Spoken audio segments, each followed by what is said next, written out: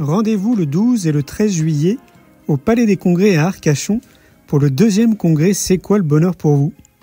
Au programme, 10 conférences passionnantes, 30 stands et 8 ateliers participatifs autour du bonheur, de la gratitude, de la connaissance de soi et de l'amour. Si vous souhaitez prendre votre place, ne tardez pas, rendez-vous sur le site du congrès C'est quoi le bonheur pour vous ? À très vite les amis. Le principal obstacle au bonheur, c'est nos propres pensées. C'est pas quelque chose d'extérieur à soi. Le bonheur pour moi, c'est la liberté. Pour moi, c'est très simple en fait, le bonheur. C'est juste être. Bienvenue sur le podcast C'est quoi le bonheur pour vous ? Je m'appelle Julien Perron, je suis le réalisateur du film C'est quoi le bonheur pour vous ? Pendant plus de 4 ans, je suis parti à travers le monde pour interviewer 1500 personnes autour de cette question fondamentale. À travers ce podcast, on parlera bien-être, développement personnel et médecine douce. Je vous souhaite un merveilleux voyage sur la route de la connaissance de soi. Hello les amis, j'espère que vous allez bien là où vous êtes. Depuis hier, si vous étiez aussi en live hier soir, c'est très sympa, on a passé un bon moment avec Catherine Legros. C'était pour parler du week-end Innovation en éducation qu'on propose du 25 au 27 avril, un week-end immersif dédié aux enseignants, aux professionnels de l'éducation et aux parents. Si ça vous intéresse, d'ailleurs, vous retrouverez toutes les infos sur innovationeducation.fr. Très simple dans un moteur de recherche. Vous tapez innovation en éducation. Aujourd'hui, on va se retrouver autour de l'amour avec Stéphane, qui est un sujet qui me passionne. On aura beaucoup de choses à se dire, j'imagine, avec Stéphane. Et je voulais vous faire une petite parenthèse pour vous reparler du 2e congrès. C'est quoi le bonheur pour vous ? Qu'on organise les 12 et 13 juillet, précisément, au Palais des Congrès à Arcachon. Vous êtes bien évidemment tous les bienvenus. La billetterie d'école, donc là, je crois qu'il reste à peu près 200 places si vous voulez venir sur 500. Vous allez dans un moteur de recherche, pareil, vous tapez congrès, c'est quoi le bonheur pour vous, et vous tomberez tout de suite sur le site, et notamment sur la programmation. Il va y avoir 10 conférences, 8 ateliers participatifs. Toutes les conférences sont aussi participatives. Il y aura 30 stands sur place. D'ailleurs, Stéphane Pérez sera aussi sur place, il a un stand. Et donc, ouais, ça va être un moment magique. Donc, la salle peut accueillir 500 personnes avec les exposants, plus les bénévoles, plus l'équipe. Je pense qu'on sera à peu près 600 sur place, comme en 2023. Et ce qui est chouette, c'est que le Palais des Congrès donne juste en face de la plage. Donc, on pourra, à cette période-là, on pourra aller se baigner un peu comme on veut pendant les pauses, si on en a envie. En tout cas, il y a une grande pause à midi pour déjeuner de 2 heures. Donc là, on aura un laps de temps. Et ça va être encore vraiment chouette. Donc, il y a Arnaud Rioux qui vient, il y a Christelle Petit-Colin, il y a Alexis Champion, Christophe de Cazières, il y a Saverio de Macella, Marion Dubé, Maureen Meillet. Enfin, il y a plein de personnes vraiment super intéressantes qui viennent pour des conférences à chaque fois très différentes, mais toutes complémentaires les unes aux autres. Donc, c'est autour du bonheur, de la connaissance de soi, de la gratitude, de la joie. Donc, ça va être vraiment très chouette. Je vous montre une petite vidéo qu'on a réalisée justement en 2023. Et puis, on se retrouve tout de suite après avec Stéphane pour parler amour. À tout de suite. Tout d'un coup, on rentre dans une salle où il y a beaucoup d'enthousiasme, où c'est joyeux. Je pense qu'on a tendance à se défendre de nos peurs plutôt que les accepter, leur faire de la place et les affronter. Parce qu'on a une vie trop sédentaire. Donc on est tous sur des rails, on nous dit voilà, c'est tout droit. Il faut que les gens osent faire des pas de côté. Le bonheur pour moi, c'est l'alignement. On grandit dans un environnement qui nous apprend à être d'une certaine manière pour pouvoir être aimé. Généralement, on met un masque pour correspondre à notre environnement immédiat. On va essayer de comprendre ce qui se cache derrière ce cœur et comment dans votre quotidien vous pouvez vivre plus pleinement avec un cœur plus éveillé. Comment on peut influencer sa santé, sa vitalité et son amour. Qui sommes-nous ? C'est pas évident de répondre à cette question. Je crois que le bonheur, il va au-delà de soi. Si on veut s'inscrire dans cette vie avec le plus d'épanouissement possible, ce qu'il nous faut, c'est l'amour. Comment vous vous sentez, Arcachon ? Je pense que le bonheur, il est juste là. Tout reprend du sens. C'est juste ça. C'est une vraie question. C'est quoi le bonheur pour vous ? Je vous invite vraiment à y réfléchir. Allez, je vais faire apparaître Stéphane. Salut Stéphane. Bonjour Julien, bonjour tout le monde. Comment vas-tu ? Eh bien écoute, ça va bien, un peu sous la pluie dans les Cévennes. Ouais, écoute, ici ça va. Ouais, ce matin, il a plu aussi. Bon, c'est pas des épisodes Cévenol, donc ça va. Alors, pour rentrer un peu dans le vif du sujet, parce que ça passe très vite, Stéphane, pour ceux qui ne le savent pas, nous, avec Stéphane, on est potes depuis un petit moment. Je sais pas d'ailleurs le nombre d'années, mais ça fait quelques années maintenant. On a fait le GR20 notamment ensemble, parce que j'en parle dans mon deuxième livre. On fait beaucoup de choses ensemble. On joue au risque notamment. C'est tous les mercredis soirs. On adore ce jeu de société. Enfin, voilà, on est potes. On s'aime beaucoup. Stéphane a écrit ce bouquin que j'ai commencé là il y a quelques semaines. Les 7 secrets de l'attraction amoureuse. Laissez votre cœur s'ouvrir à l'amour et retrouver l'âme sœur. Stéphane, je vais te laisser te présenter pour du coup les gens qui ne te connaissent pas. Eh ben, je suis actuellement ostéopathe là, depuis une quinzaine d'années sur les cabinets de Montpellier de la Grande Motte. Et puis, j'essaye d'avoir une approche un peu holistique avec plusieurs hautes formations que j'ai traversées, notamment médecine chinoise, kinésiologie et l'astrologie qui me sert beaucoup pour mettre en lumière ce qui est inné chez les personnes et pour comprendre mieux parfois leurs problématiques, voire même ce qui peut somatiser en eux à différentes phases de la vie, quoi. À ton avis, tu as rencontré combien de clients depuis que tu exerces ? Combien de clients ? Enfin, je sais que j'ai à peu près, on est sur une 15 000 à peu près. Ah ouais, c'est bon. Depuis, Ok. Et c'est ce qui t'a amené, alors j'aimerais bien justement que tu nous expliques pourquoi tu t'es lancé dans l'écriture de ce livre. De ce que j'ai compris, c'est que visiblement, à force de voir aussi beaucoup de monde, il y a des tendances qui sont sorties, c'est ça ? Mais c'est-à-dire que je m'aperçois de plus en plus que les difficultés relationnelles, les conflits, les séparations, le manque d'harmonie relationnelle, que ça soit amitié ou couple, ont des impacts vraiment très importants en fait sur la santé, à la fois physique, physiologique et psychique. Et du coup, je me suis axé beaucoup sur cette approche un peu psycho-émotionnelle et sur la connaissance de soi, puisque parfois, il y a des personnes qui culpabilisent à tort d'être comme ci ou comme ça, ou d'avoir tel besoin ou telle sensibilité, alors que parfois, c'est ce que je leur dis, je dis le problème que vous avez parfois, le problème que vous avez, c'est de croire que vous avez un problème. Parce qu'en fait, on se donne une idée, je voudrais être moins comme ci, plus comme ça, ou alors on n'aime pas une partie de nous, on n'aime pas une facette de nous, alors que c'est une facette qui est innée, fait partie d'un tempérament de base et qui est toujours une compétence, c'est toujours une compétence. Donc, de remettre en lumière une facette de la personnalité qui est une compétence et puis en proposant toutes les colorations de cette facette. Et ça permet déjà de déculpabiliser. Et puis, dans un second temps, d'assumer. Voilà, c'est-à-dire que si j'ai un tempérament, on va y venir, je pense, si j'ai un tempérament affectif de base, il y a des tempéraments affectifs innés, eh ben, je suis fait pour la relation, j'ai un don, c'est ce qu'on appelle l'intelligence relationnelle. Et du coup, je suis très vite affecté par ce qui va toucher tout ce qui est relationnel. Donc moi, plus qu'une autre personne, si j'ai des conflits ou des problématiques relationnelles, je vais, en tout cas, ça va être un peu plus dur pour moi à gérer. Et si ça dure trop longtemps, ça peut somatiser au niveau du corps et au niveau psychique également. Ouais. Mais quand tu n'es pas habitué à tout ça, c'est-à-dire quand tu n'es pas dans le développement personnel, tu vois, quand tu n'as pas ces notions de ton mode d'emploi, tu sais comment tu fonctionnes, comment tu peux connaître ton terrain un peu, comme tu dis, tu vois, là, pour le coup, un peu naturel. C'est un petit peu ce que je remarque et qui est un peu dommage, c'est que on pense qu'on est comme si on était une feuille vierge et puis que c'est selon le vécu qu'on va construire son univers psychique et ses compétences. Alors que bien sûr que le vécu est extrêmement important, mais ce vécu, il se base sur un terrain, il se base sur l'inné. Et en effet, il y a des grilles de lecture qui nous permettent de dire, oui, voilà, là, il y a tel et tel tempérament de base et ça donne telle sensibilité. Donc, le vécu, si tu veux, quand on va voir un psychologue ou un thérapeute ou un coach, on va travailler souvent sur le présent, bien sûr, sur les difficultés qui sont là aujourd'hui. Et on va souvent faire référence au vécu, c'est-à-dire l'éducation, papa, maman, etc.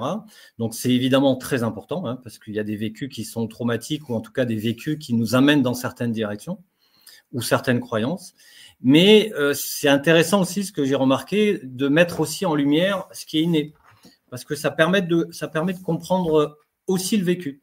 Comment je vis les choses. comment je vis les choses dépend aussi de mon terrain, de mes différentes facettes.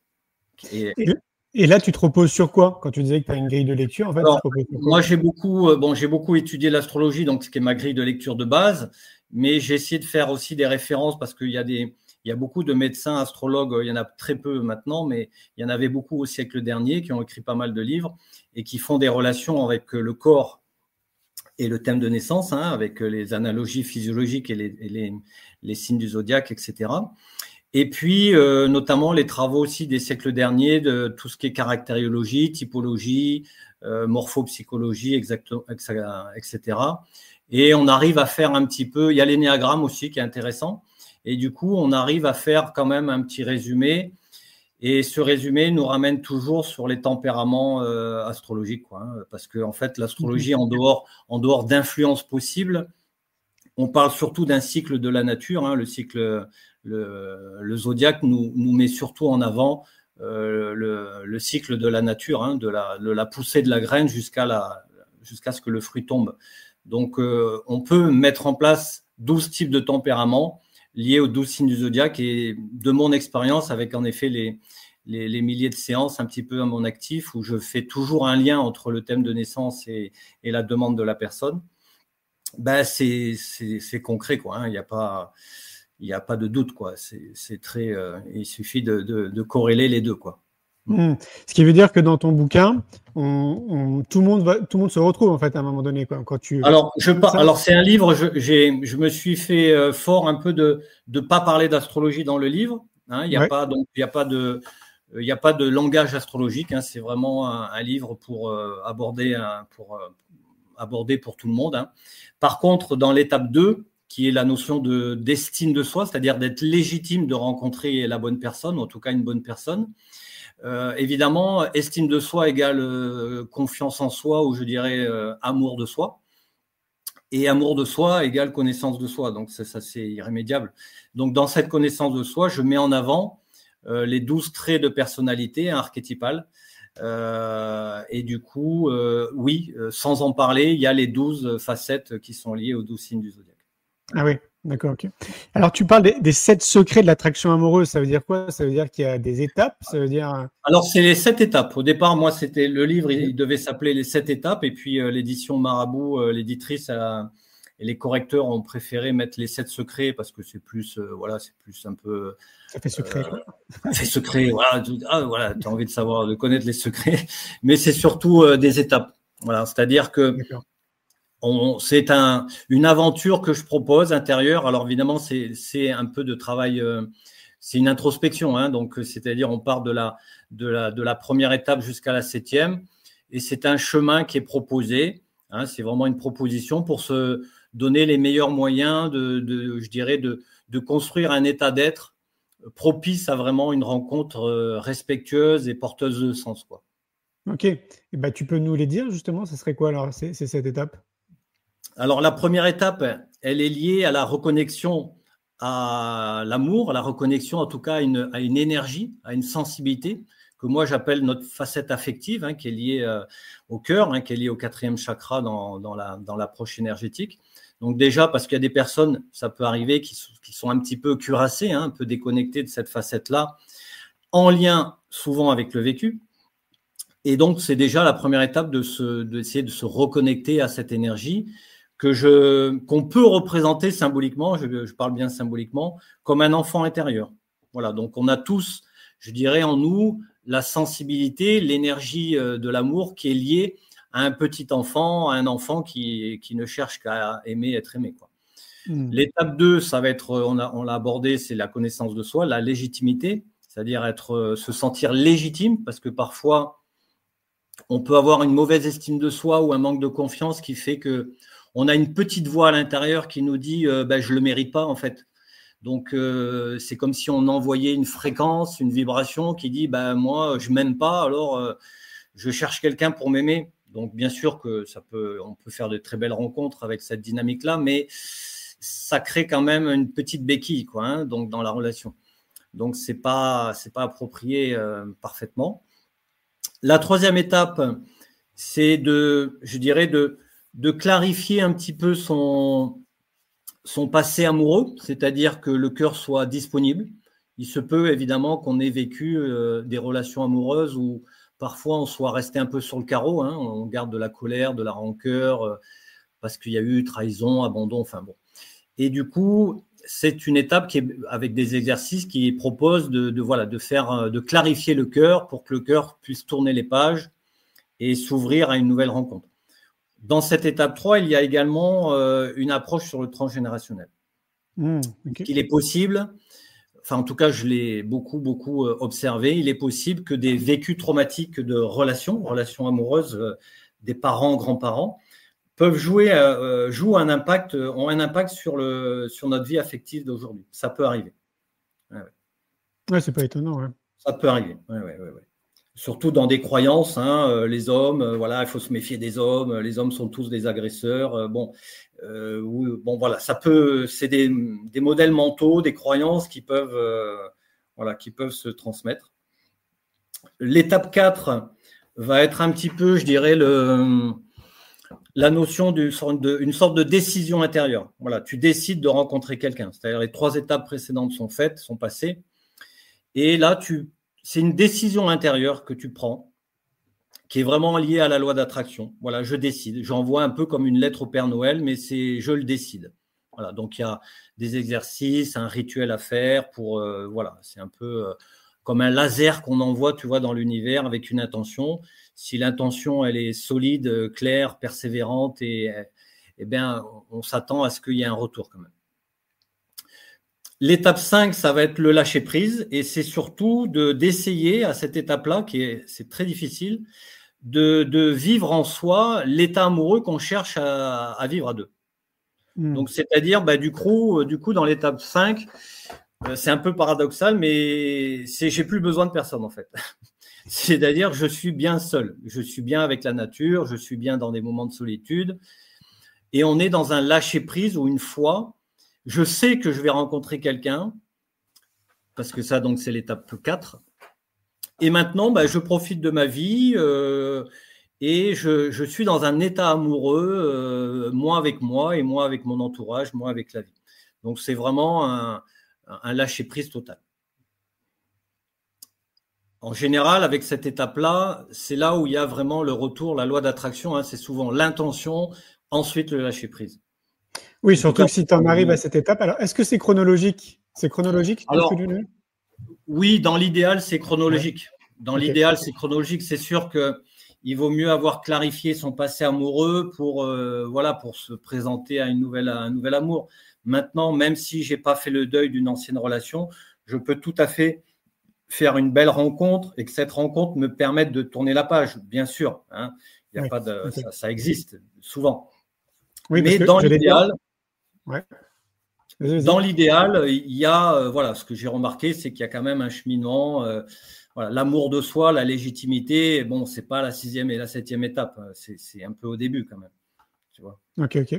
Oui, parce que quand on arrive là, j'ai envie de te dire, tu es déjà, quand on arrive au stade où tu es bien avec toi, où tu t'aimes, où justement tu n'as pas besoin de quelque chose d'extérieur, là, tu as déjà en fait tous tes chakras qui sont ouverts naturellement, quoi. Disons qu'arrivé à la 5e étape, le travail est fait en fait. Hein. Les 2 dernières étapes, Alors, la dernière étape est très importante parce que on va voir, c'est ce que j'appelle le casting. Donc, il y a quand même une vigilance à avoir aussi, hein, quand même. Alors, du coup, c'est quoi la 6e? Alors, la 6e, c'est un peu comme si l'univers avait entendu ton message et que cet univers, il te dit bon, d'accord, ok, je suis d'accord, mais fais le premier pas. Okay. Voilà, donc le premier pas, ça veut dire j'attends pas que la personne qu'elle va sonner à ma porte venir me chercher, quoi. Donc en fait je fais le premier pas, si j'ai pas d'activité sociale, j'essaye un petit peu d'aller dans des associations, d'aller danser, je propose des activités, je propose des soirées, je vais aux anniversaires, je fais un pas en avant où je m'ouvre un peu socialement. Parce que quand même, il faut que je me mette dans des dispositions où je suis un peu visible, quoi, hein, où je fais des rencontres. Donc, il y a toute une approche, en effet, de sociabilisation qui est là, quoi. Hein. Oui, c'est clair. Certains disent, tu sais, c'est en créant du chaos qu'il commence à se passer des choses. Donc, ça revient un peu à ça, quoi. Ouais. Okay. Voilà, c'est ça. Donc ça, c'est une étape qui est assez facile, je dirais, parce que on le fait plus ou moins tous, hein, même les personnes célibataires qui cherchent quelqu'un, en général, elles sortent, elles sont même sur des applications de rencontres. Donc voilà, la majorité le font, mais c'est vrai que si les étapes précédentes sont pas bien traversées, des fois, il y a un cercle vicieux où on rencontre pas les bonnes personnes, où on a l'impression qu'on tourne en rond, quoi. Hein, ou alors on est toujours déçu. Et ben, on s'aperçoit que, en tout cas moi, j'ai accompagné quand même, avant d'écrire ce livre, hein, c'est ce que l'éditrice m'a demandé quand je lui ai proposé ça. Elle m'a dit, mais quelle expérience vous avez sur ces 7 étapes? Donc, sur les 3 dernières années, j'ai beaucoup accompagné des personnes, hommes et femmes, sur ce parcours, et voilà, ça fonctionne bien. Ouais, ça fonctionne. Et donc, la dernière, tu disais, c'est le casting. La dernière étape, c'est le casting. Alors voilà, donc c'est pas très poétique, hein, le casting, mais quand même, il y a quand même une vigilance à avoir dans nos rencontres, hein. Alors après, c'est vrai qu'on peut dire qu'on on attire les personnes dont on a besoin pour évoluer. Donc ça, c'est en effet une approche spirituelle qui est très importante, et c'est le cas. Mais quand même, on a quand même un peu de discernement à avoir dans les rencontres, hein, parce que dans mon expérience à nouveau, il y a parfois des situations un peu dramatiques, hein, même au niveau de la santé, parce qu'on est avec des personnes violentes ou qui conviennent pas du tout, ou alors qui sont pas engagées, ou ci ou ça. Et quand ça dure, c'est vraiment pas bon pour la santé, hein. Donc, si la santé n'était pas en jeu, on pourrait dire, bon, voilà, on rencontre et puis on expérimente et puis c'est la vie et puis on continue. Mais la santé est en jeu, hein, psychique et physique. Donc, il y a une certaine vigilance. Moi, j'aime bien prendre la métaphore un peu du voilier 3-mâts, tu vois, qui représente un peu notre cœur d'enfant qui a envie de vivre, de voyager, d'aimer, d'être aimé, de découvrir le monde. Donc, on est un peu tous comme ce voilier 3-mâts, on a envie de sortir du port. Mais notre conscience, je dirais, ou notre âme, qui est capitaine de ce bateau, même s'il fait beau, même si les conditions sont bonnes, il faut quand même regarder le bulletin météo quand même quand tu sors. C'est-à-dire, faut être un peu vigilant. Il faut voir, est-ce que je vais bien? Est-ce que je suis fort? Est-ce que je suis prêt à me confronter peut-être à des personnes qui sont un peu compliquées? Ou tout simplement, non, là, je sens que de ce que j'observe, ça sent pas bon, quoi. Je sens que, hein, donc il y a notamment dans cette 7e étape je propose trois facteurs importants, hein, du discernement, qui est logique, hein, tout le monde le comprend, hein. C'est déjà de percevoir qu'il y a un engagement réciproque.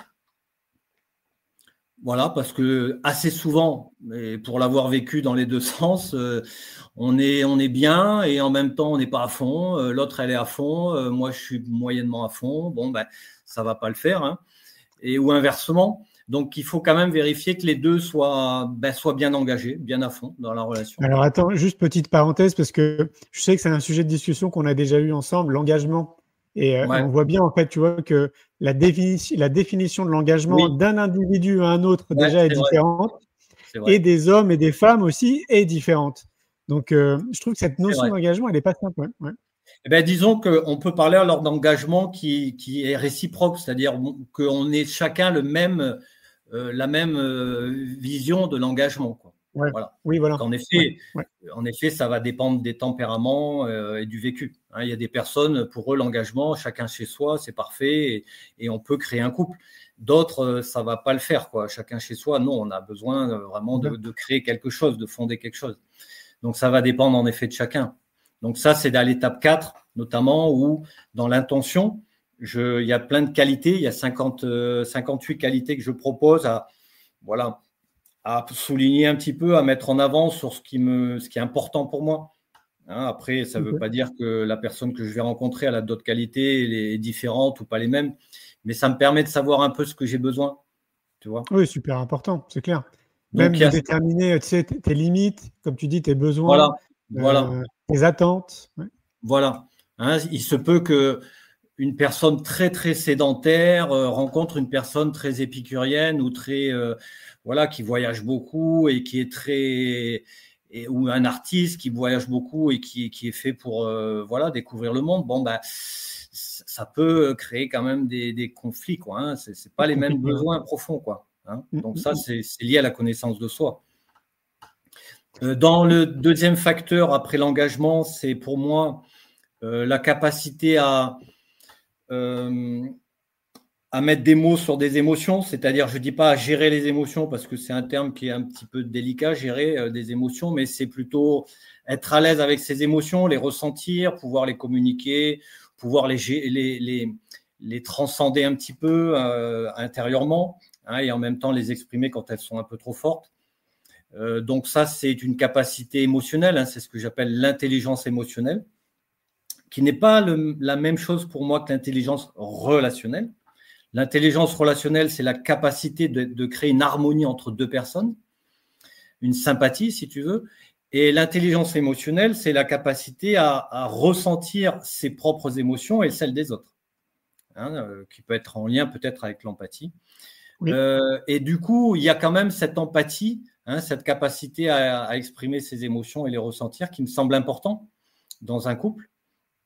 Et puis, le troisième facteur essentiel, c'est la capacité de remise en question. À quel niveau ? Qu'est-ce que tu entends par là ? Alors, si on parle à nouveau de forme d'intelligence, on parle d'intelligence intrapersonnelle. Donc, c'est-à-dire la capacité d'auto-analyse, de voir ce que j'ai dit, ce que je n'ai pas dit, ce que j'ai fait, ce que je n'ai pas fait, trop, pas assez. C'est ce qu'on appelle de la psychologie, tout simplement, hein. Et il y a des gens qui sont très doués plus que d'autres pour cette introspection, d'autres moins, d'autres pas du tout. Oui. Mais quand même, dans un couple, comme un couple évolue et que chacun évolue à travers le couple, il est quand même nécessaire en tout cas au départ, de percevoir que chacun a une certaine introspection. C'est-à-dire, si dans le couple, il y a quelque chose qui accroche un peu, que chacun puisse se dire « Ah oui, tu as raison, très bien, ouais, c'est vrai, tu as raison, j'aurais pas dû. Bon, allez, tiens, je t'invite au restaurant. » Voilà, on assume et puis on essaye d'évoluer avec ça et on se fait un peu pardonner. Mais il faut que les deux sachent le faire. Parce que s'il y en a un qui le fait facilement et l'autre pas, qui ne se remet jamais en question, là, on est sur un décalage qui est foutu. Hein, là, c'est foutu. Ah ouais, ça veut dire qu'il y en aura toujours un. Ça sera toujours le même qui sera dans l'introspection, toujours le même qui se remettra en question, jamais l'autre. Et là, c'est pas bon parce que le couple ne peut pas évoluer et puis il y a une sorte de maltraitance psychique, hein, qui s'installe. Oui, bien sûr. Ouais. Alors, j'ai plusieurs questions qui me viennent à l'esprit. Je vois qu'il y a des personnes qui laissent des questions, donc je vais te poser une question d'une internaute là qui nous suit. Ce qui me venait à l'esprit, c'était ah mince, du coup ça m'a échappé. Ah zut, bon attends, on va mettre la question de Sandrine. Sandrine qui nous dit bonjour, la recherche et l'acceptation de soi pour s'aimer prennent beaucoup de temps. Alors combien de temps pensez-vous qu'il faut pour réaliser notre destin affectif après avoir lu votre livre? Oui, donc ça c'est une super question. Merci Sandrine. Évidemment, c'est ce que je mets dans le début, dans l'introduction de cette deuxième étape. C'est que le chemin de connaissance de soi et d'amour de soi, en fait, il est toute la vie, hein. Ça se fait pas en une semaine, ça se fait pas en 5 ans. C'est le chemin de toute une vie. Mais quand même, dans cette étape 2, on essaye d'avancer un peu sur ces différentes facettes, notamment essayer de mettre en lumière les facettes les plus importantes chez moi, hein, les tempéraments innés, et de les assumer très vite. Et ça, parfois, ça peut se faire assez rapidement. En tout cas, moi, je te donne un exemple qui va parler, je pense, à beaucoup de personnes intéressées déjà par le sujet. C'est qu'il existe des tempéraments affectifs de base. Donc, comme je disais, des intelligences relationnelles. J'ai déjà rencontré pas mal de personnes qui venaient en séance pour dire, voilà, je viens pour travailler ma dépendance affective. Et je suis trop sensible.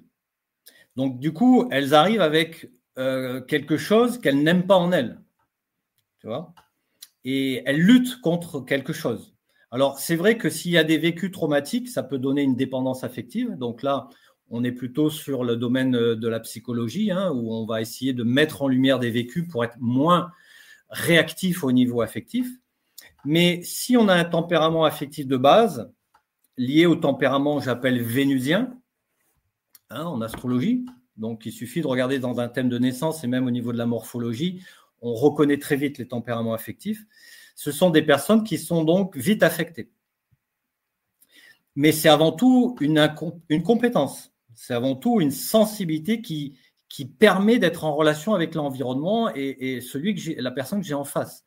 Donc parfois, j'ai remarqué qu'il y a des personnes qui, d'une certaine manière, culpabilisent d'avoir cette sensibilité ou ce besoin important d'harmonie relationnelle.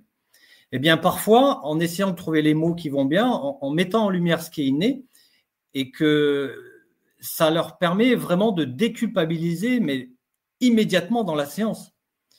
Et derrière, de rebondir sur, du coup, c'est génial, mais par contre, il faut assumer. Assumer, ça veut dire, attention à votre environnement. Si vous le pouvez, si vous êtes dans une ambiance maltraitante au niveau du couple, au niveau amitié, au niveau du boulot, au niveau d'un lieu de vie, vous avez des voisins exécrables et que vous avez un tempérament affectif, il faut vite essayer de trouver une solution ou alors il faut partir en fait parce que vous avez un terrain affectif. Donc, si vous n'êtes pas dans un milieu harmonieux, vous allez être affecté. Si ça dure pas longtemps, ça va. Si ça dure longtemps, il va se passer des choses, c'est sûr. Et il y a des personnes, en effet, qui, juste en mettant en lumière une facette, un terrain, une facette importante de leur comportement, de leur tempérament, eh bien, ça, tout de suite, il y a un déclic. Il y a des déclics qui se font assez rapidement. Mais c'est vrai, pour répondre à la question, ce travail de connaissance de soi, il est extrêmement long. Et le couple aussi, évidemment, fait partie de ce chemin de connaissance de soi. Comme tu disais tout à l'heure, c'est le couple qui va me permettre d'un peu d'affirmer mes besoins ou de discuter ou de sentir, de faire un peu comme un miroir. Et le couple est un terrain de connaissance de soi qui est principal, bien sûr. Bien sûr. Et plus on se connaît quand même, et mieux ça va se passer bien quand même dans le couple, normalement. Je te rejoins sur les déclics. Moi, c'est encore ce que j'ai vécu là ce week-end. Je donnais une conférence. Il y avait donc c'était autour de l'hypersensibilité. Donc les personnes qui venaient exclusivement des femmes, c'est toutes du coup très sensibles à ce sujet de l'hypersensibilité, de la sensibilité. Et donc en écoutant les conférenciers, parce que moi je donnais une conférence, mais du coup je suis resté toute la journée pour écouter toutes les conférences. J'ai appris des choses aussi sur moi. Et donc, du coup, ça m'a permis, tu vois, de poser une étiquette, une nouvelle étiquette. Et parce qu'il y en avait une qui s'appelle Christelle Petit-Colin, qui a vraiment fait une conférence exceptionnelle pour bien décrire ce que c'était l'hypersensibilité, quel type de personnes tournaient autour de nous, quel type de personnes pouvaient nous affecter, etc. Et je me suis tellement retrouvé, en fait, dans ce qu'elle a dit, que me voilà avec une nouvelle étiquette d'hypersensible. Mais du coup, tu vois, c'est 46 ans après, alors que je chemine depuis très longtemps, mais du coup, c'est venu éclairer quelque chose de très intéressant. J'en profite, je fais une petite pause pour dire que pour les gens qui nous écoutent, là, il reste une demi-heure. Si vous avez des questions pour Stéphane, n'hésitez pas à poser des questions. Moi, j'en ai donc une pour toi, Stéphane. Et d'ailleurs, on en a déjà parlé ensemble. Est-ce que, à ton avis, l'idéal, avant de vouloir se mettre avec quelqu'un, ce serait, quand la rencontre se fait, de faire un peu comme tourner manège, tu sais, et de se dire, voilà, de se poser un peu toutes les questions, tu vois, voilà moi où j'en suis. Voilà mes freins, voilà moi mes zones d'insécurité, j'ai encore des bombes émotionnelles. Enfin, tu vois, d'avoir cette connaissance de nous-mêmes et de faire ce point-là avant de partir ensemble sur une aventure, quoi. Disons qu'après, il y a cette notion du cœur qui est un élan amoureux. Donc le cœur, quand il est embarqué, on le sait tous, c'est compliqué de raisonner aussi parfois. On peut être embarqué dans une passion où on réfléchit pas trop. C'est comme disait l'écrivain Stefan Zweig, qui disait porter un jugement sur une passion amoureuse, c'est comme porter un jugement sur un volcan qui est en train d'exploser. Donc parfois on n'a pas trop. Je dis pas qu'on n'a pas le choix, parce que le postulat en fait que je propose moi dans le livre, c'est qu'on a un peu le choix. Donc le cœur, à mon avis, c'est bien sûr lui qui nous donne les directions, c'est lui qui nous propose des choses et c'est l'élan amoureux qui nous envoie dans certaines directions ou certaines rencontres. Mais je pense quand même qu'on a besoin que la raison soutienne le cœur. Voilà. Okay. C'est le cœur qui prime, mais la raison soutient. C'est comme si la raison devait dire là, je suis un peu fébrile, mais bon, ça a l'air. Voilà, les voyants sont verts. Allez, on y va. On quitte le port et on va à l'aventure de cette relation. Mais parfois, il y a des drapeaux rouges qui sont très, très rouges. Même si le cœur est embarqué, je sais que ce n'est pas facile de tenir les rênes du cœur, mais j'ai l'impression qu'on est un peu mis au défi parfois de faire aussi, de lier la raison et le cœur. Quoi, quand même. Est-ce que ça veut dire, il y a deux écoles. Il y a une école qui dit il vaut mieux d'abord se connaître, donc connaître son mode d'emploi, etc., avant de se mettre avec quelqu'un. Et l'autre école qui dit c'est pendant la relation, c'est par la relation justement qu'on apprend aussi à mieux se connaître. Les deux, à mon avis, sont très justes. Hein. Les deux sont très justes, sauf qu'il y en a une, on risque de perdre plus de plumes que l'autre. Quoi, hein. Donc la deuxième, évidemment, si je dis, bon, moi, je ne fais aucun travail d'introspection et je vis au jour le jour et toutes les personnes qui viennent à moi, moi, je suis grand ouvert, je rentre dans la relation. Bien sûr que tu vas apprendre beaucoup de choses et que tu vas évoluer, mais il est possible quand même que tu rencontres des fois des personnes qui vont créer des cicatrices indélébiles. Hein. C'est-à-dire que si tu es une biche et que tu rencontres un loup, ok, c'est l'expérience. Hein. Tu peux te dire que la biche, elle va faire l'expérience du loup. Ça peut être intéressant, hein, mais bon, c'est risqué quand même. Donc, il y a des moments où il faut être vigilant, surtout que je te dis, c'est pas souvent, mais il y a quand même des symptômes importants qui arrivent quand la relation n'est pas adaptée. Hein. Je ne dis pas que les personnes sont mauvaises qu'on va rencontrer. Je dis surtout qu'elles peuvent ne pas nous correspondre à notre monde intérieur. Oui, puis alors moi, de mon expérience de vie, de ce que j'observe, donc c'est mes croyances. Hein. Moi, j'ai le sentiment qu'il y a peut-être 80% de la population qui ne se connaît pas, parce qu'on ne nous l'a pas appris. Donc, ce qui veut dire que toi, quand tu rencontres quelqu'un, a priori, déjà, tu es face à une personne qui déjà ne se connaît pas vraiment, en fait, tu vois. Elle n'a pas su identifier ses bombes émotionnelles, elle n'a pas su identifier qui elle est, je sais pas, son chemin de vie, plein de choses, quoi. Donc déjà, je trouve que ça fausse aussi beaucoup la donne. Et oui. En fait, il faut imaginer que quand deux personnes se rencontrent, ce n'est pas que deux âmes qui se rencontrent, c'est deux univers qui se rencontrent avec différentes facettes. C'est vraiment deux microcosmes qui se percutent, je dirais, qui se rencontrent. À la fois, ces deux microcosmes sont identiques. Tu vois, on est tous faits de la même manière. Hein, c'est-à-dire, on a tous une thyroïde, des surrénales, un foie, des reins, des poumons. Donc, on a tous les mêmes énergies en nous que notre prochain, mais pas de même intensité et avec un vécu différent. Donc, c'est deux univers qui se rencontrent. Et parfois, les longueurs d'onde, il y a une facette ou deux, ou je dirais deux planètes qui se rencontrent à l'intérieur de nous et qui vont très, très bien ensemble, mais toutes les autres, non. Et du coup, soit on essaye de trouver cette harmonie, soit non, il n'y a pas de feeling, ou alors il y a un feeling sur une facette de la personnalité, mais pas les autres. Et là, c'est un peu délicat, quoi. Ouais, c'est clair. On a Autour de l'amour by Nathalie Granger qui nous dit en même temps, se découvrir à minima 3 mois avant la grande aventure est très utile. Qu'est-ce que tu en penses? Oui.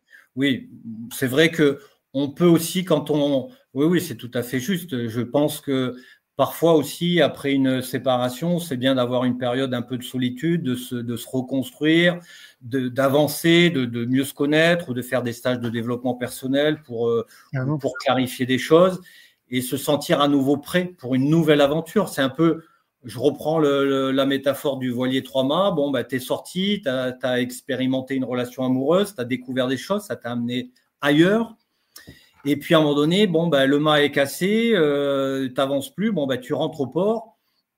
Arrivé au port, oui, peut-être qu'il faut 3, 4 mois, 6 mois pour réparer le bateau, pour se reconstruire, pour se redonner confiance, refaire des vivres si tu veux, se renforcer, puis se dire, allez, c'est bon, là maintenant, le bateau il est prêt, je suis ouvert à repartir à l'aventure.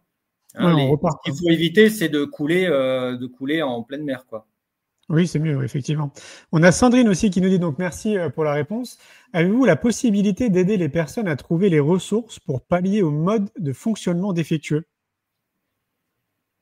Les ressources pour pallier au mode de fonctionnement défectueux. Alors, je voudrais bien préciser un petit peu la question. J'ai un petit peu de mal à cerner exactement. Ah, ok. On va Sandrine, si tu peux nous préciser la question. Comme ça, on pourra la remettre.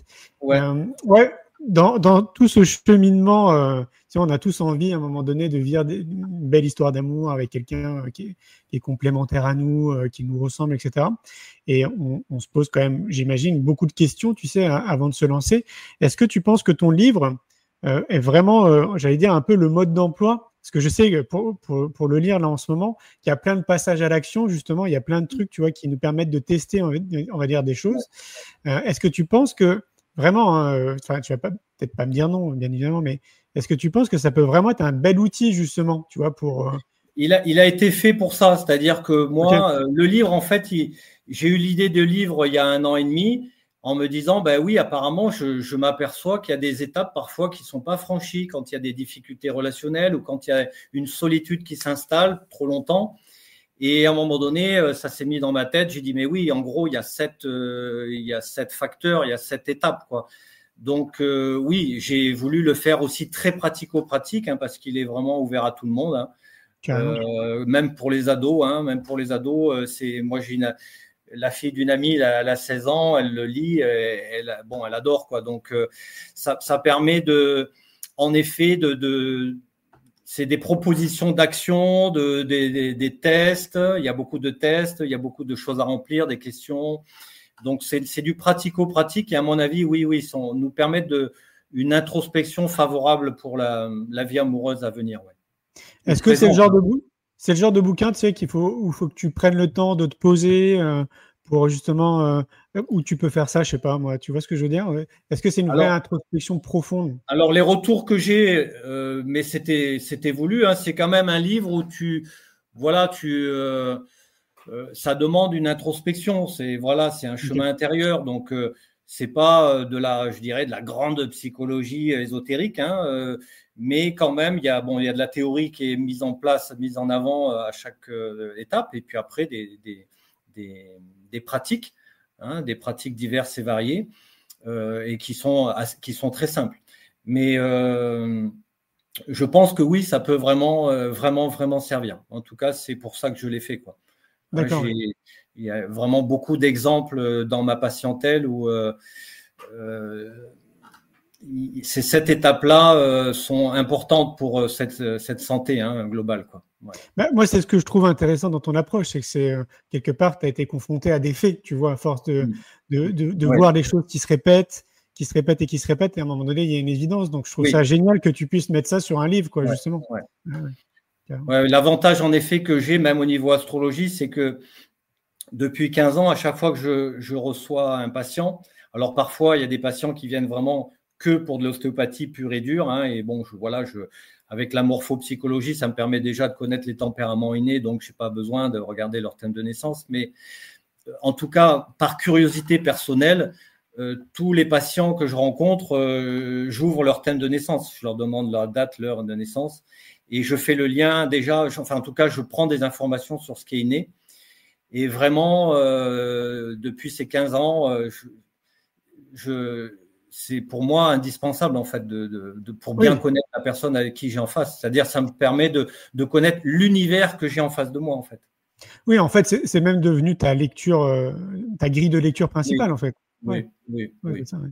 Je suis ouvert à toutes les autres lectures, les autres grilles de lecture, mais celle-ci, moi j'ai un feeling avec celle-là, c'est très simple. Il y a des analogies à faire avec les organes, les glandes endocrines, donc ça va assez vite.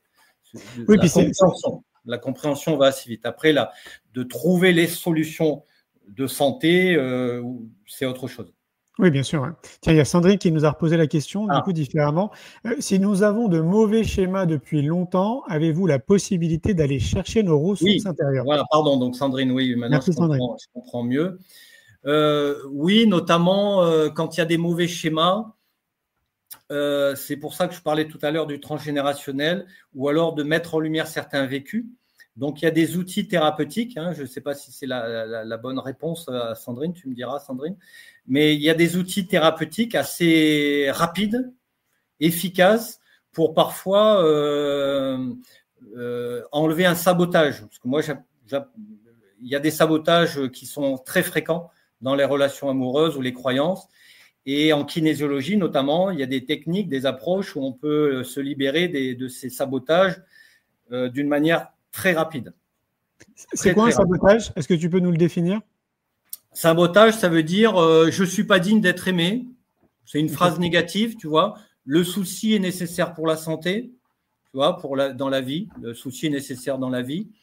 Ça peut être je ne sais pas prendre des bonnes décisions, je ne prends pas de bonnes décisions. Je n'ai besoin de rien apprendre. Je n'ai pas besoin d'apprendre quoi que ce soit, je sais tout. Il y a des phrases négatives comme ça qui vont un peu bloquer. Tu vois, c'est des croyances et en même temps des croyances qui sont basées sur des sabotages liés au vécu. Ok. Donc ça, par contre, c'est basé vraiment sur le vécu. Ouais. Ce vécu se met en lumière facilement. Pardon. Non, je voulais te dire, donc, ok, il y a cette étape, mais en soi, il faut être réaliste. C'est pas non plus la clé, tu vois ce que je veux dire? Non, mais bien sûr. Ouais, je pense que c'est bien aussi de le rappeler. C'est que oui, c'est très. Oui, voilà, c'est ça. C'est 7 étapes qui sont le fruit de mon expérience et en tant qu'ostéopathe et en tout cas avec cette grille de lecture astro de ce terrain inné. Donc, c'est une proposition. Il y a plein d'autres propositions, plein d'autres approches. Il y a des centaines de livres sur l'amour, sur même l'attraction amoureuse. Mais en tout cas, voilà, c'est une proposition qui est personnelle. Et moi, pour moi, elle est cohérente et chaque jour, je la valide. Bien sûr. Ouais. Oui, moi, elle résonne beaucoup. Je trouve qu'il y a beaucoup de cohérence, en fait, comme tu le dis. Par contre, peut-être que ça serait bien aussi de rappeler que parmi ces étapes qu'on a quand même vraiment survolées, il y a des étapes qui peuvent être très très longues. Ah oui. Et qui peuvent durer des années et des années et des années. C'est pour ça que c'est un processus en 7 étapes, mais rencontrer la bonne personne avec celle avec qui on va créer quelque chose, en tout cas qui nous correspond parfaitement, ça peut durer des dizaines et des dizaines d'années. Bien sûr, notamment comme on a dit l'étape 2, la connaissance de soi, c'est toute la vie en fait. Mais il y a des étapes qui peuvent être assez rapides. Je dirais l'étape 3 pour clarifier sa facette affective, pour clarifier son histoire amoureuse. Bon, voilà, on peut avoir beaucoup de vécus un peu traumatiques amoureux, mais ça se clarifie, même au niveau transgénérationnel. Il n'y a pas besoin de dizaines d'années. Il y a l'outil des constellations familiales. Quand il y a de l'héritage transgénérationnel, c'est un outil merveilleux, hyper efficace, extrêmement rapide. Voilà, en 2-3 ateliers, c'est fait, quoi. Enfin, c'est fait. Ça peut être fait. Ouais. Ça peut être fait. Donc, voilà. Et en psychologie individuelle, en séance de psychologie individuelle, on peut mettre en lumière des vécus traumatiques. Après, il peut y avoir du post-traumatique. Alors ça, c'est un petit peu, c'est pas une ambiance, je dirais, affective indélicate où on a été plongé dans une ambiance affective négative, on va dire, dans le passé. Là, le trauma, le post-traumatique, ça peut être des abus, des choses comme ça. Alors là, évidemment, on rentre sur une autre approche. Ça demande des séances individuelles avec des techniques de type EMDR. Voilà, ce qui est particulièrement adapté à ça, mais ça se clarifie, c'est possible. Il faut être courageux par contre, bien sûr, parce que il faut revenir en arrière, il faut revenir dans ce qui a été mis sous le tapis. Donc, et sous le tapis, c'est vivant. Donc, c'est ça le truc. Ouais. Est-ce que ça te semble nécessaire pour tout à chacun d'aller chercher justement ce qu'il y a sous le tapis? Moi, j'aime beaucoup la mythologie. Donc, souvent en psychologie, je me réfère un peu à la mythologie. Et sous le tapis, ce qu'on a mis sous le tapis a été nécessaire souvent. Parce que le système nerveux, c'est une protection du système nerveux. Je vis un choc traumatique. Il y a quelque chose dans le corps qui est fait pour mettre sous le tapis. C'est-à-dire que si je devais gérer ce tsunami émotionnel, énergétique qui m'envahit, là, qui envahit le cerveau limbique, je suis en danger. C'est comme un fusible. Donc, en fait, ce qu'on met sous le tapis, ça nous protège. Il y a quelque chose qui met sous le tapis parce que sinon, on disjoncte. Donc, ce qui a été mis sous le tapis au départ, ça nous sauve. Mais sous le tapis, ça reste vivant. Et à un moment donné, c'est prêt pour être remis en lumière. Donc, c'est un peu comme la boîte de Pandore. Tu vois, la boîte de Pandore, c'est ce qu'on met sous le tapis. C'est nécessaire. Et puis, à un moment donné, la boîte de Pandore, c'est même pas de notre propre volonté. C'est comme si la boîte de Pandore elle-même, hop, elle s'ouvrait d'elle-même. Ben, quand elle s'ouvre d'elle-même, il faut dire, ah tiens, ce qui a été mis sous le tapis, essaye de remonter à la surface. Donc, il faut l'accompagner. Par contre, comme dans la mythologie, nous l'indique, hein, on n'ouvre pas la boîte de Pandore. On nous interdit de nous, consciemment, ouvrir la boîte de Pandore. Ça veut dire tout va bien dans ma vie, puis c'est parti, je fais de la psychologie, je fais des constels, je fais des trucs à fond. Et je risque de soulever des lièvres qui n'étaient pas prêts, quoi. Donc là, attention à la décompensation, etc. Donc pour moi, ce qui a été mis sous le tapis, on ne va pas le chercher, forcer à le chercher. Mais dans notre vie, quand on est un peu en phase de dépression ou des angoisses, pour moi, les angoisses, c'est un peu comme si la boîte de Pandore, elle s'ouvrait d'elle-même. Okay. Voilà. Pour l'avoir vécu, quand il y a des angoisses, j'ai expérimenté personnellement et chez les patients que c'est la boîte de Pandore qui s'ouvre. Ça veut dire qu'il y a quelque chose en nous, à l'intérieur, qui dit, bon, voilà, maintenant, j'ai envie de clarifier des trucs et il y a quelque chose qui remonte à la surface. Ben là, il faut l'accompagner. Donc là, il faut se faire accompagner et puis voir les techniques thérapeutiques les plus adaptées à ce vécu qui a été mis sous le tapis. Ouais.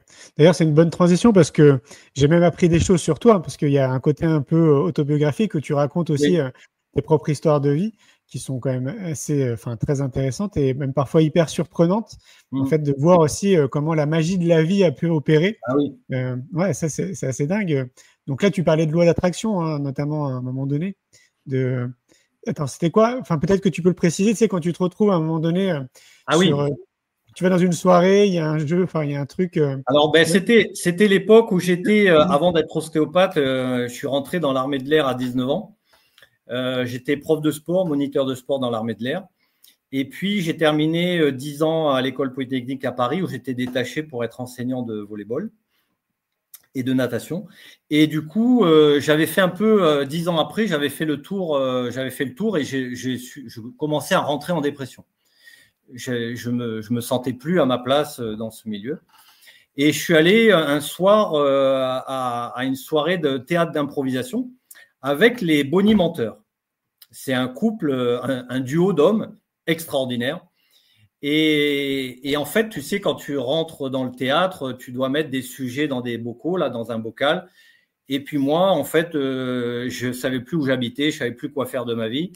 Et en fait, j'ai mis que faire de soi. Et hop, j'ai le plié, je l'ai mis dans le bocal. Et puis, c'était une grande salle parisienne. Il devait y avoir 1000 ou 1500 personnes. Donc, tout le monde a un sujet. Tu vois pas le bocal, tout ce qu'il y a dedans, quoi. Et puis, je me rappelle, au 5e ou 6e rang. Et puis, tu sais, ils ont leur propre scénette un peu là. Et puis, régulièrement, toutes les demi-heures, tous les quarts d'heure, ils tiraient un sujet au sort.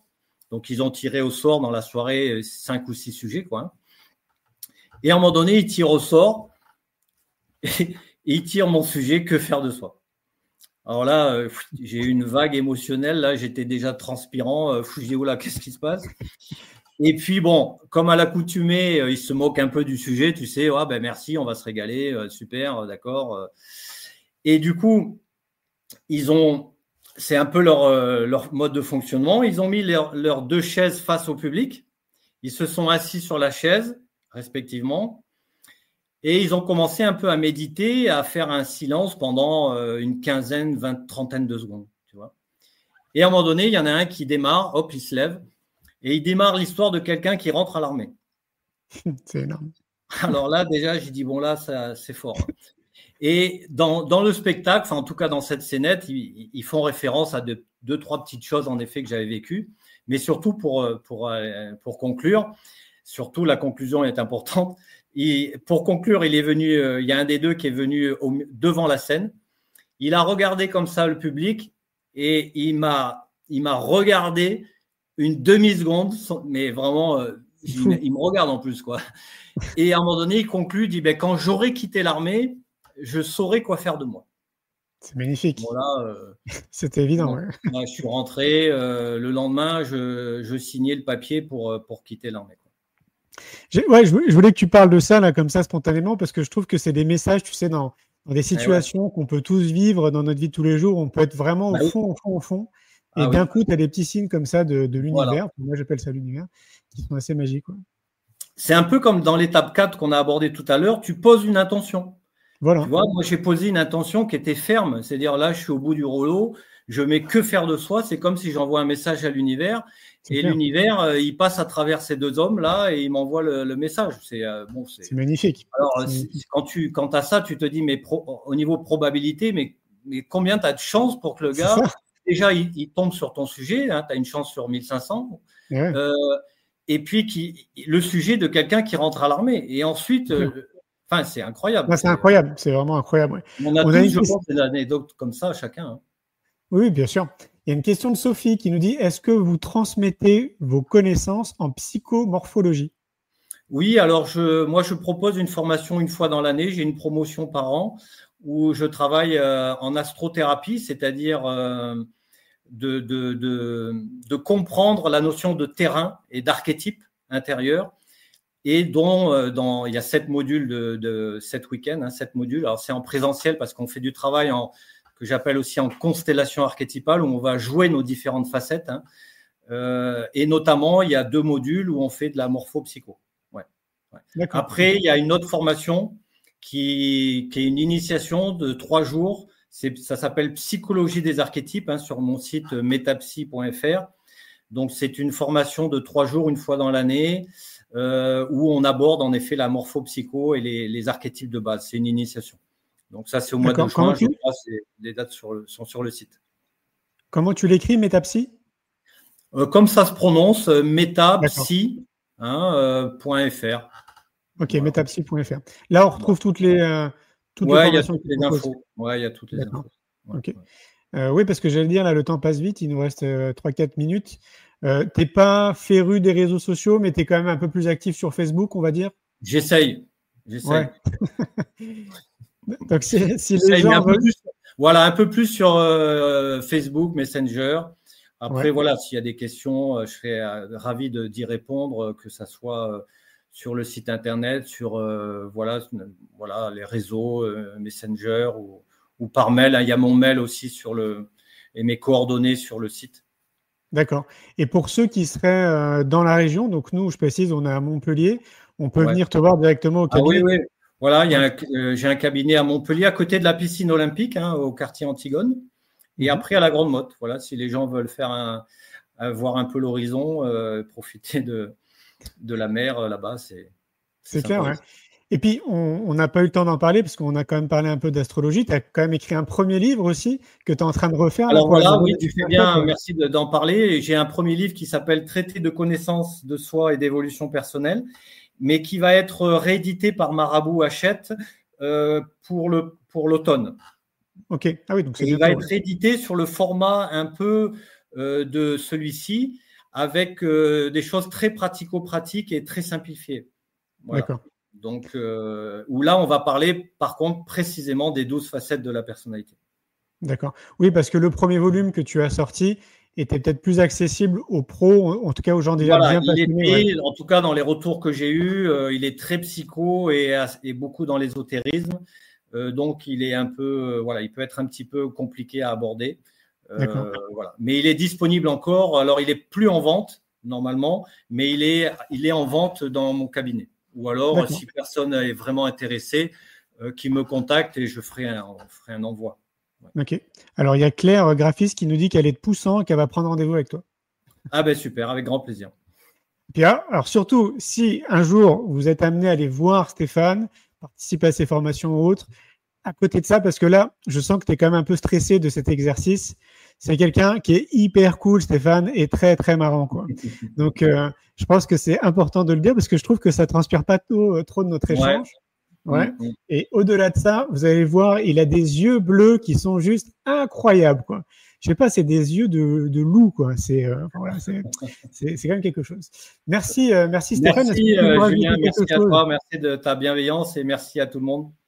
Avec grand plaisir, pardon. Est-ce que tu veux rajouter un dernier mot pour la fin, quelque chose que tu voudrais ajouter?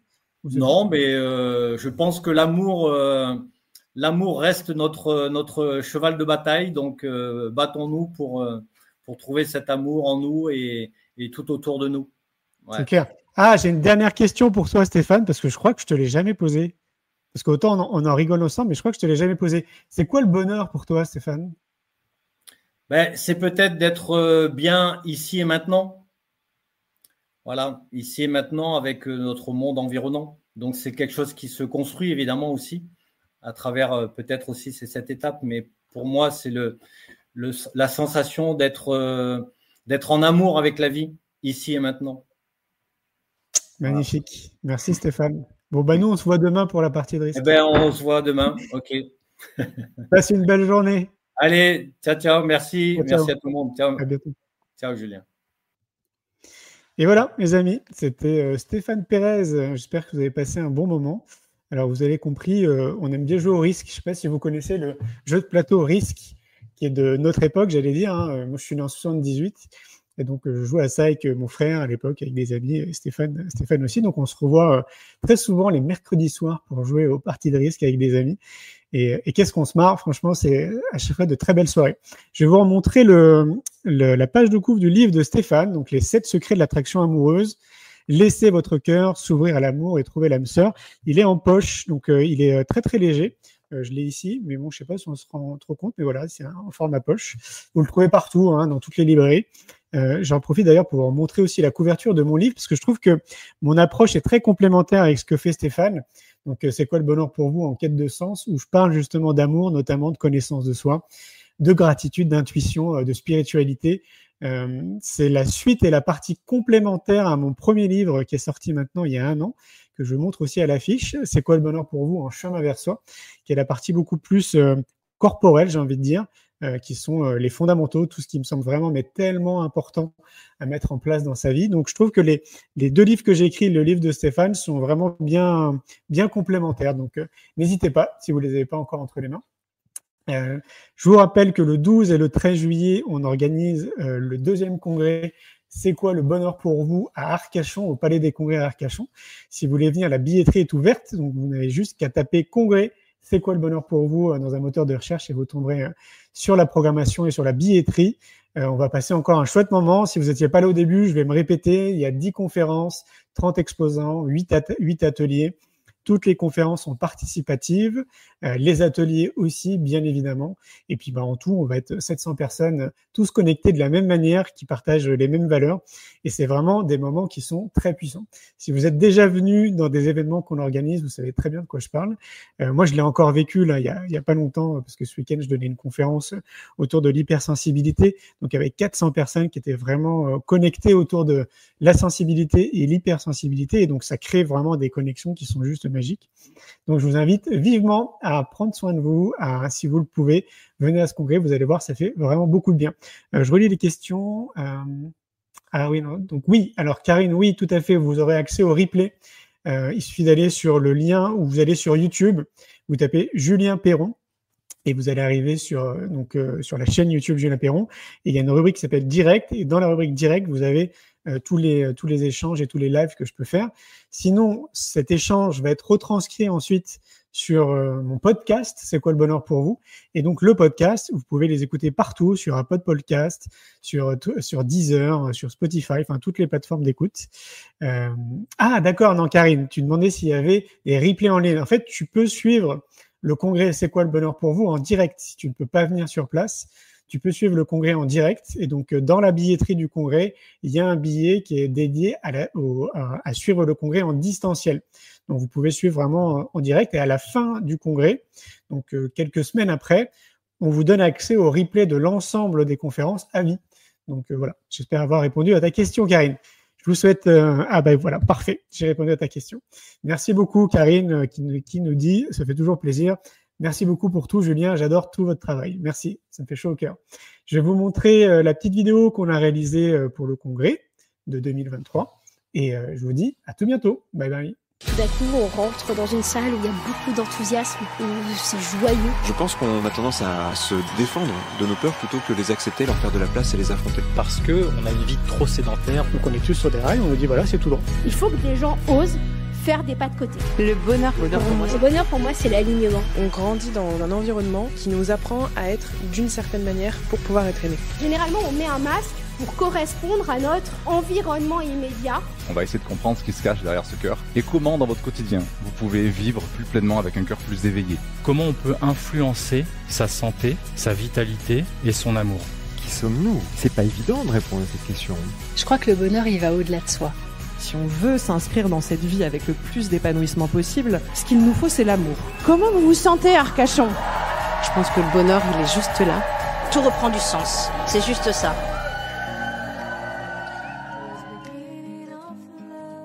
Un grand merci pour votre écoute. J'espère que vous avez passé un bon moment avec nous. Pour prolonger l'expérience C'est quoi le bonheur pour vous et continuer votre cheminement sur la connaissance de soi, je vous invite vivement à lire mon livre C'est quoi le bonheur pour vous que vous trouverez dans toutes les librairies. Jouez et amusez-vous avec le jeu de cartes entre amis, avec des inconnus, dans le monde de l'entreprise, à l'école. Regardez le film C'est quoi le bonheur pour vous et surtout, prenez soin de vous. Je vous souhaite un merveilleux voyage vers vous-même.